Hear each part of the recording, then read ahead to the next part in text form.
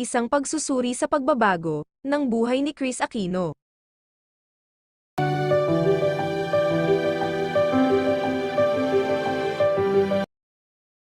Si Chris Aquino, ang sikat na Queen of All Media, ay matagal nang kilala sa marangyang pamumuhay.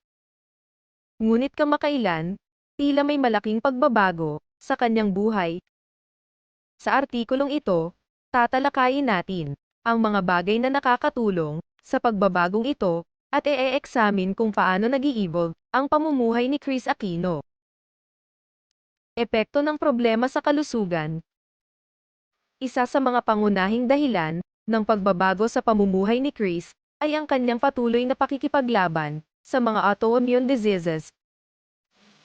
Ang paghahanap ng medical care sa Amerika ay tiyak na nagdudulot ng malalaking gastusin na nag-uudyok sa isang mas mapraktikal na pag-approach sa buhay.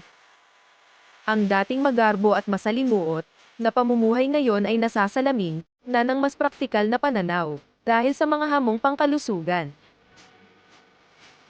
Financial reckoning. Dahil sa lumalaking mga gastusin sa kalusugan, naging kritikal ang pangangailangan para sa financial prudence. Ang pahayag na si Bimby ay magiging bahagi ng showbiz upang suportahan siya ay nagpapakita ng pagbabago patungo sa mas desenteng pamumuhay at pangangailangan. Ang paglantad sa pangangailangan ng suporta, kahit pa nga galing sa isang kilalang personalidad tulad ni Chris, ay nagpapakita kung gaano ka-vulnerable ang mga artista sa mga gastusin kaugnay sa kalusugan. Paglalakbay sa showbiz. Ang desisyon na ipakilala si Bimby sa showbiz ay isang estratehikong hakbang na nagpapahayag ng pag-alis mula sa nakasanayang buhay ni Chris.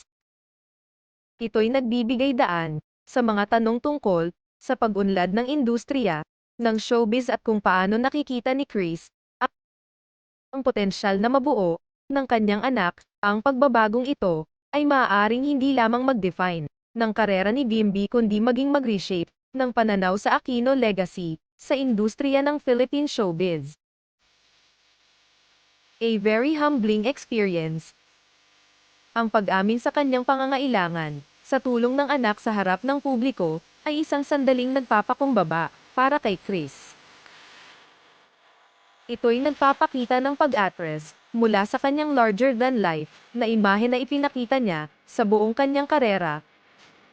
Ang pagkakita ng kanyang vulnerability sa pagsasabi na kailangan niya ng tulong ay nagpapahiwatig ng mas malalim, mas totoo at mas konektadong ugnayan sa kanyang audience habang kinakaharap ang mga hamon ng kalusugan at pinensya. Conclusion, ang pagbabago sa pamumuhay ni Chris ay isang refleksyon ng iba't ibang mga hamon na kanyang kinakaharap. Mula sa problema sa kalusugan hanggang sa financial considerations, bawat aspeto ay nag-aambag sa isang kwento na hindi lamang nasusukat sa glamour at sikat ng pangalan niya. Habang pumapasok siya sa bagong yugto kasama si Bimby, nakikita kung paano patuloy na i-evolve ang pamumuhay ni Chris at ano ang magiging epekto ng pagbabagong ito sa kanyang legacy sa palaging nagbabagong larangan ng showbiz sa Pilipinas. Kayo mga ka-showbiz buzz, ano ang masasabi nyo sa kwentong ito? Please leave your comments and reactions below.